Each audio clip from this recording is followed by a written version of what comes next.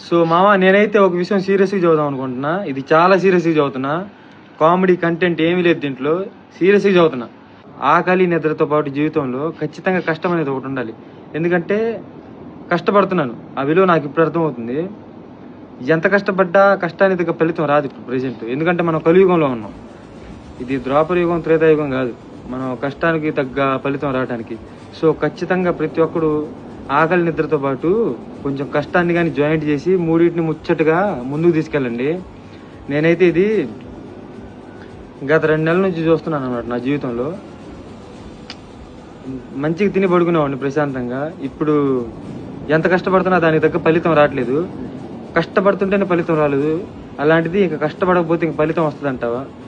జీవితంలో చేయాల్సిందల్లా మనిషి కష్టపడటమే. సో నేనైతే కష్టపడటం స్టార్ట్ చేశాను. నా కష్టం ఎలాంటిదంటే it is a limited period అనమాట. కొంతకాలం వరకే ఉంటుంది. ఇట్స్ అ టెంపరవరీ కాంట్రాక్ట్ అనుకోండి, ఏదన్నా అనుకోండి. కొంతకాలం అయితే కష్టపడతాను, ఆ తర్వాత నేను ఎగరేసుకొని పోతాను, అది సెకండరీ. బట్ మీరందరూ అయితే జీవితంలో కష్టపడండి. మీరు సెటిల్ అయిన దాకా కష్టపడండి. జీవితంలో ఖచ్చితంగా బాగుపడాలనుకుంటే కష్టం అనేది ఉండాలి మా. ఎవడో తెచ్చి పెడతాడు, ఎవడో చేసి పెడతాడు, ఇవన్నీ అయితే వద్దు.